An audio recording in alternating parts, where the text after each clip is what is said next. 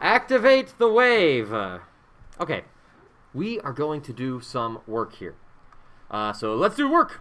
What we're going to do is, in our last video, in our last lecture we noted that some change of internal energy was equal to the heat added or lost from a system plus the amount of work done. And we talked about how this work could be positive or negative. And we showed that this work done either on or by the gas, that this work could be thought of as a pressure multiplied by a change in volume, some delta V. And that's a volume, not a speed or a velocity.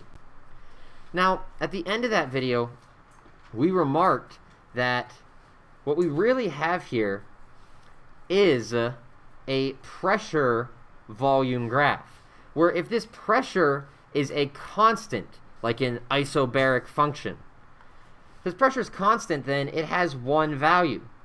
And if the volume changes from, here, let's just put it from here to here, with this pressure being constant, and our volume is going from here to here, then what we've really done is we have created for ourselves some area under the curve.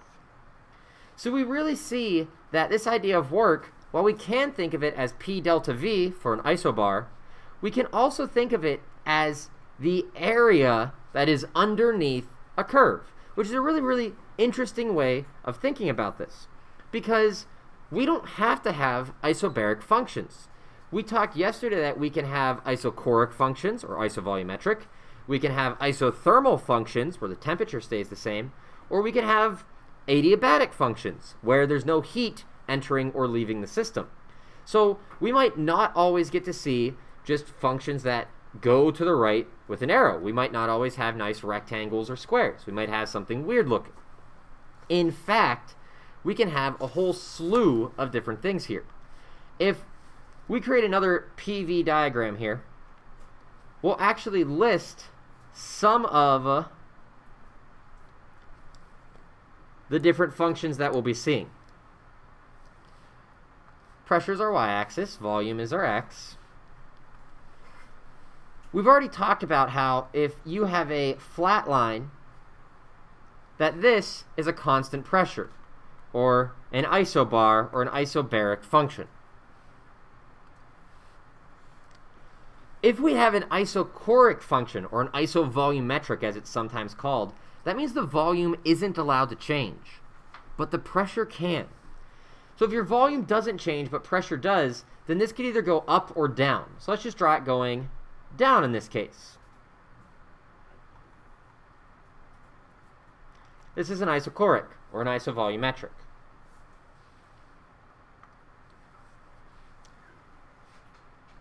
I'm going to extend this just a little further. In terms of our isotherms are very, very interesting. Our isotherms are actually curves,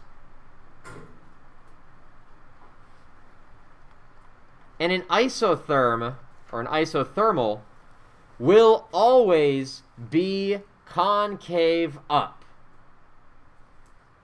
Meaning it'll always have the curve that looks like this.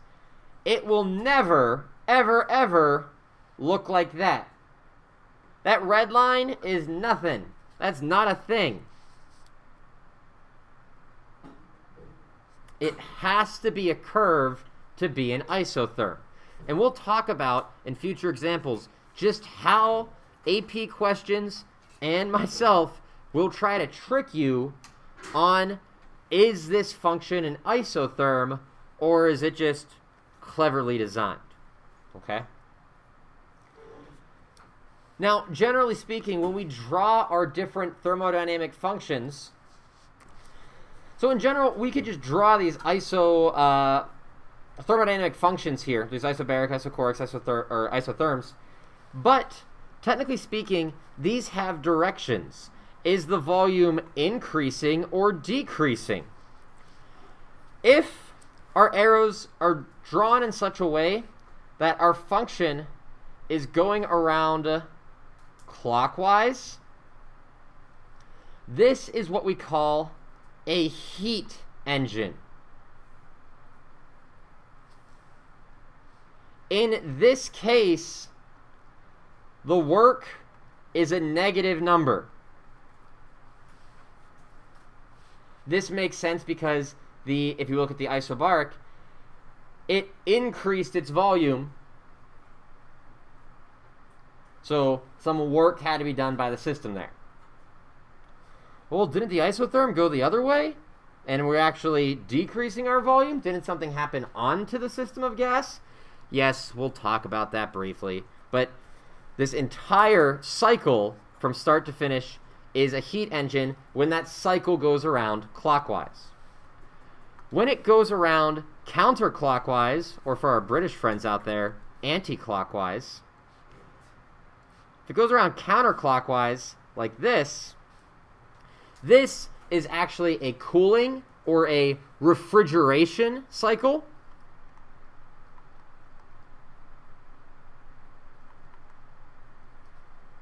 In this case, the work equals some positive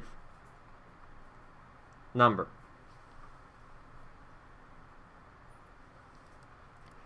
So we have these heat engines going clockwise and these refrigeration cycles or these cooling engines going counterclockwise. We also need to talk about what is going on with the amount of work being done. Because we said, in this case, the work is some negative value, and down here the work is some positive value. How's that so? Well, let's draw another PV graph and take a look at it. In this graph, which is the same graph as we had before, just, redrawn. For our initial isobar, if we wanted to find the work that was done by the isobar, we would find the area underneath this curve, because we said that work equals the area under the curve.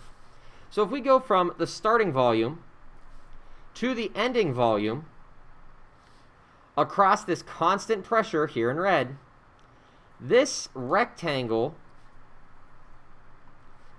this would be the entirety of the area. That area is the work that is done. And this work is some negative number. Let's give it an actual value, though, just so we can play with it. Let's give it a value like 10. And since it's a unit of work, we'll say joules.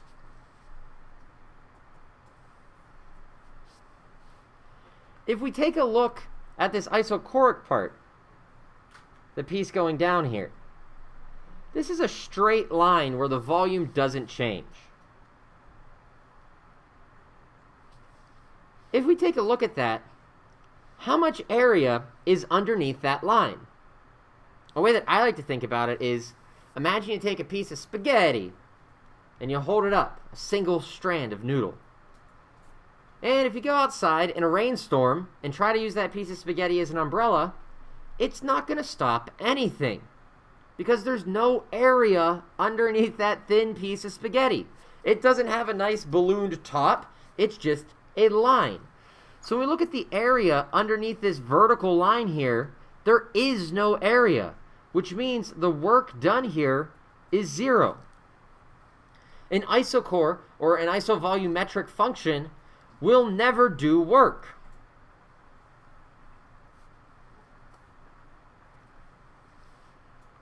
If we look at this isotherm at the end, this blue line coming back, this concave up curve here, there is an area underneath it.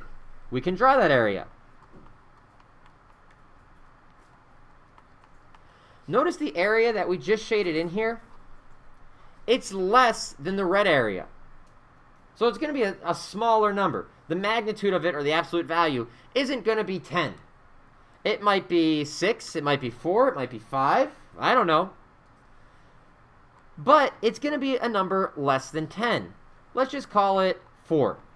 And since we're coming to the left with this, it's going to be a positive value. Anytime we're moving to the right, we're going to have negative works. Anytime we're moving to the left, we're going to have positive works. That volume decreased here on our PV graph. The only way for that to happen was for some outside magical hand to push on the system, to do work onto it, to put some energy back in. Well, if you want the total work of the system, what is the total work done here? What is the work that is done throughout the cycle from one starting point all the way around back to the same point as the finish? Well, that total work is the -10 plus 0 plus 4.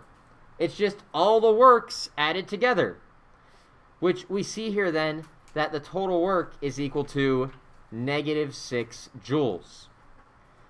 This is why, as we see this heat engine going around, we see that it has a negative total work. We can also see here, and if we had the capability of doing this with a shape that maybe looked a little bit better than our funky curve here, this value of -6 joules, if we actually just took the area of what our cycle blocked out, this would be -6 here. In your calculus courses, you may have called something like this the whole minus the whole, where on the outside in red, this was the whole feature, and then we subtracted from it this isothermic piece. Okay? So that total work there is just the area that is created by our cycle. So if we had some other graph, and I told you, hey, the area of this funny looking shape here is positive 18 joules, what can you tell me about it for a PV graph? You'd be able to tell me, well, technically, this is a refrigeration cycle going counterclockwise because it's a positive work, and you'd be able to tell me that that is the work done by that refrigeration cycle throughout the entire thing, from the start all the way around back to where we began. Okay? It's just the area inside there. We're going to stick to pretty common shapes throughout this class: squares, rectangles, triangles, which are nice 1/2 base times height. That's what we're going to stick to.